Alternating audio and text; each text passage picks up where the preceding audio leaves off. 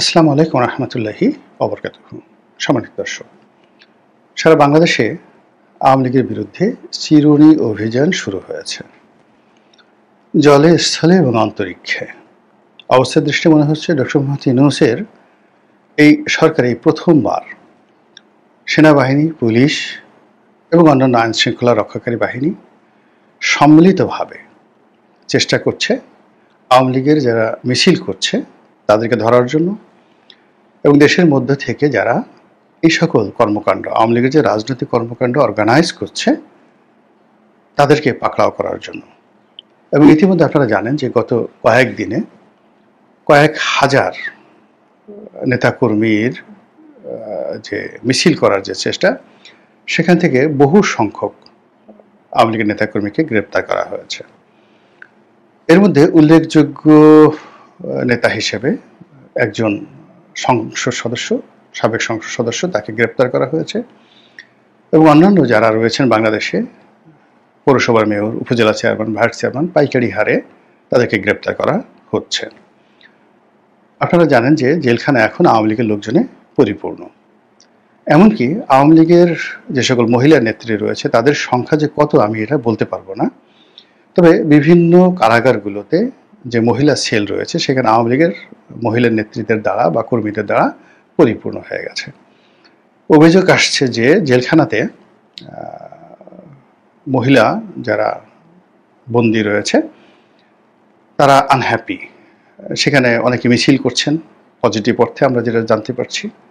আর নেতিবাচক কথা হলো যে তাদেরকে জুলুম করা হচ্ছে, নির্যাতন করা হচ্ছে।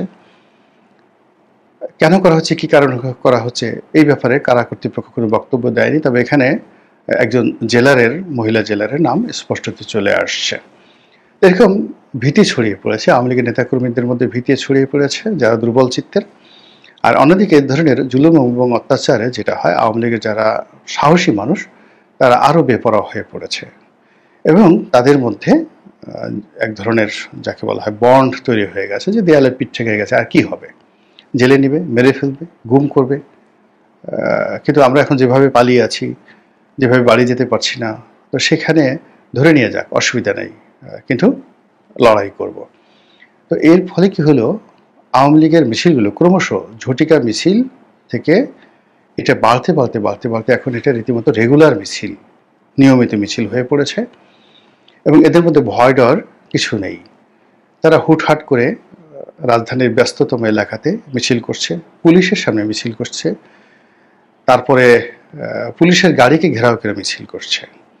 এবং পুলিশ কোনো অ্যাকশনে যেতে পারছে না। এই কারণ হলো যে একটা গাড়িতে যদি ৬-৭ জন পুলিশ থাকে আর মিছিলকারী যদি ১,০০০ হয়, পুলিশের সেখানে আসলে কিছু করার থাকে না। উল্টো পুলিশের মনে একটা আতঙ্ক তৈরি হয় যে এরা যদি আমাদের প্রতি আক্রমণ করে, আমাদের অস্ত্র ছিনিয়ে নেয়, কি করার আছে। এর কারণ হলো এই পুলিশ তো কিছুদিন আগে যেভাবে নির্মমতার শিকার হয়েছে এবং যেভাবে তাদেরকে মারা হয়েছে, যেভাবে তাদের অস্ত্র গোলাবারুদ লুট করা হয়েছে, সেগুলো তো এখন উদ্ধার করা হয়নি।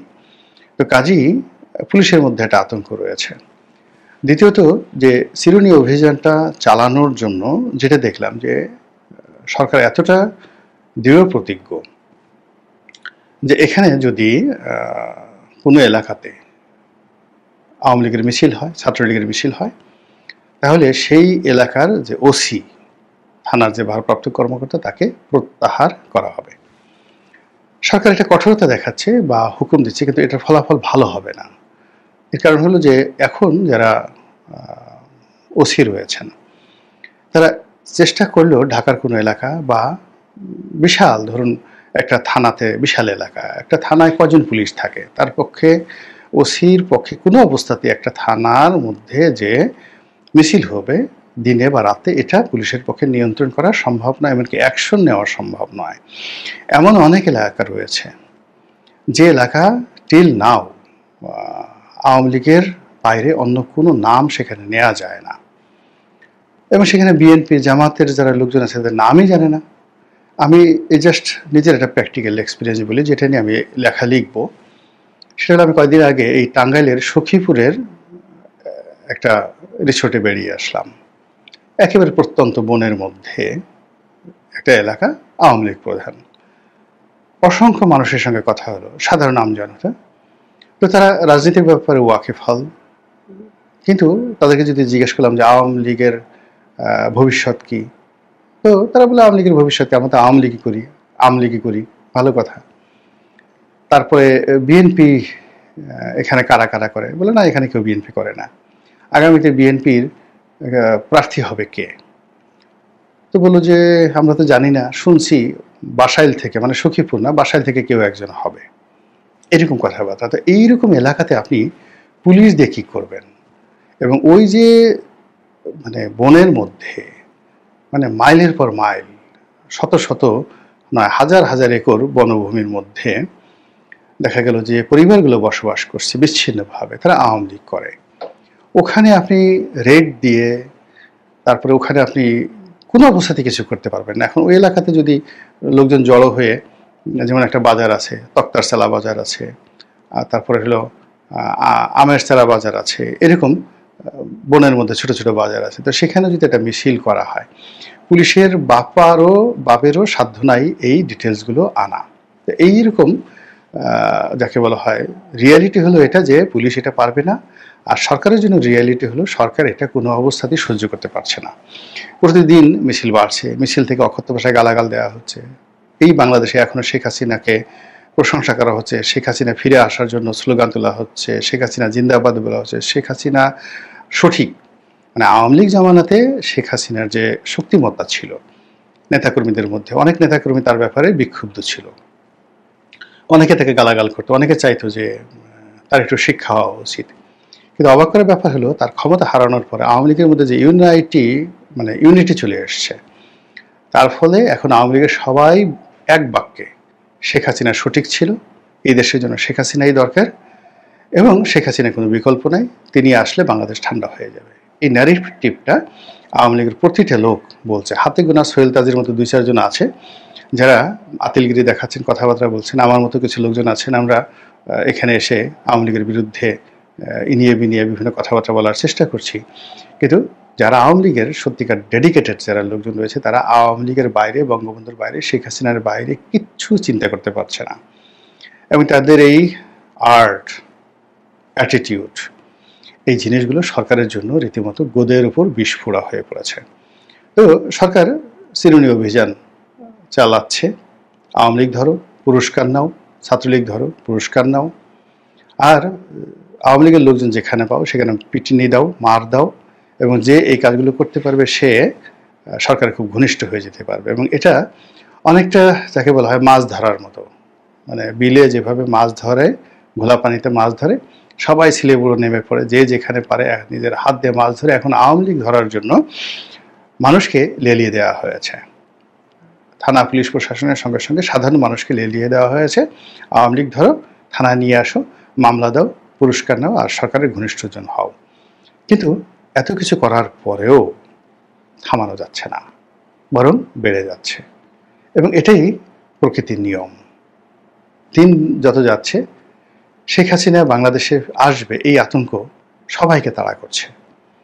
আর আওয়ামী লীগের লোকজন অসম্ভব সম্ভব, যুক্তি অযুক্তি কোনো কিছু ভাবছে না।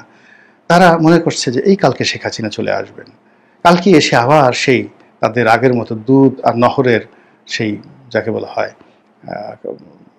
মানে দুধ আর নহর তৈরি করে, দুধের নহর, মধুর নহর তৈরি করে ফেলবেন। আপনারা সেখান থেকে দুধ আর মধু খাবেন, কোনো পরিশ্রম করতে হবে না। আওয়ামী লীগের লোকজন এরকম একটা জান্নাতি পরিবেশ তারা চিন্তা করছে।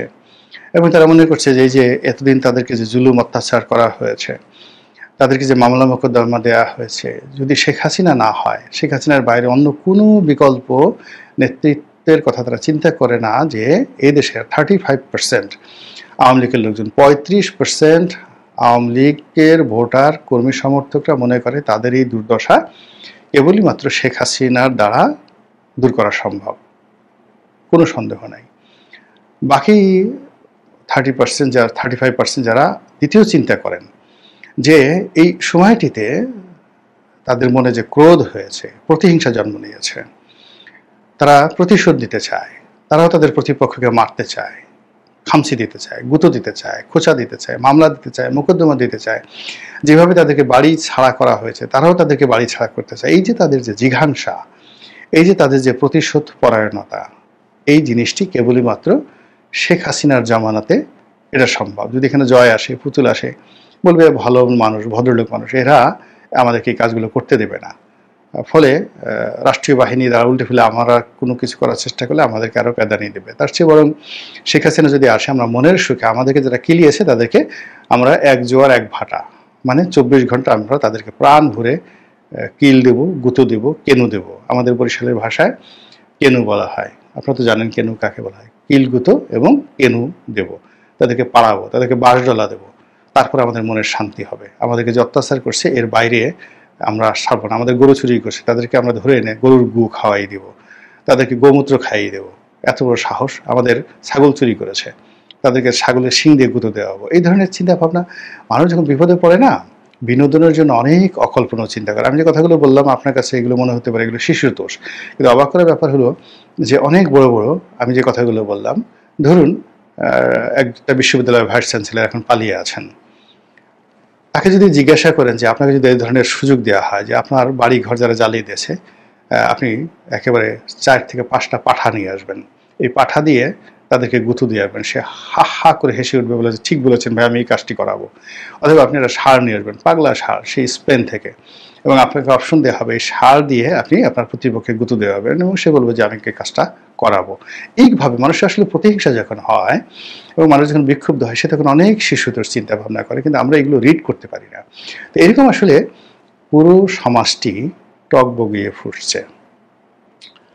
আওয়ামী লীগের লোকজন ফুসছে প্রতিহিংসা, জিঘাংসার মানে শক্তি অর্জনের জন্য, এবং তারা ধীরে ধীরে সেটা অর্জন করছে। আর আওয়ামী বিরোধী যারা শক্তি, তারা 3টি কারণে। প্রথম কারণ হলো আওয়ামী লীগের আগমন ঠেকানো। দ্বিতীয় কারণ হলো আওয়ামী লীগের উপর অত্যাচার করে তারা তাদের উপর যে অত্যাচার হয়েছে সেটার প্রতিশোধ নেওয়া। থার্ড হলো নির্বিঘ্নে ক্ষমতায় থাকা বা ক্ষমতায় আসা। আর এই ক্ষমতা আসার পথে আওয়ামী লীগ তাদের প্রধান বাধা, এটা দূর করতে হবে। এবং এই সকল কাজকে একত্র করে সাধারণ মানুষকে, রাজনৈতিক দলকে একত্র করে সরকার যে একটা মব তৈরি করা চাচ্ছে, আওয়ামী বিরোধী মব, একটা জনমত তৈরি করতে চাচ্ছে, আওয়ামী বিরোধী জনমত, একটা অপারেশন করতে চাচ্ছে যেটিকে আমরা চিরুনি অভিযান বলছি, সেটা। কিন্তু এত কিছু করার পরেও কি সমস্যার সমাধান হবে? I do not think so. একেবারেই নয়। এর কারণ হলো অতীতে কখনো এইভাবে কেউ পারেনি। ব্রিটিশরা পারেনি, পাকিস্তানিরা পারেনি, মুঘলরা পারেনি, সুলতানরা পারেনি, কেউ পারেনি। তো কাজী ডক্টর মোহাম্মদ ইউনূস বা আগামীতে যদি বিএনপি ক্ষমতা আসে, তারা যেভাবে পারবে, হবে না। এখানে একটা রিকনসিলিয়েশনে যেতে হবে। সম্রাট আকবরের মতো মানুষ বহু বছর যুদ্ধ করেছে নিশাখার বিরুদ্ধে, শেষ পর্যন্ত তাকে রিকনসিলিয়েশনে যেতে হয়েছে। তো এটাই বাস্তবতা। মহান আল্লাহ আমাদের সবাইকে হেদায়েত দান করুন এবং হেফাজত করুন। আসসালামু আলাইকুম ওয়া রাহমাতুল্লাহি ওয়া বারাকাতুহু।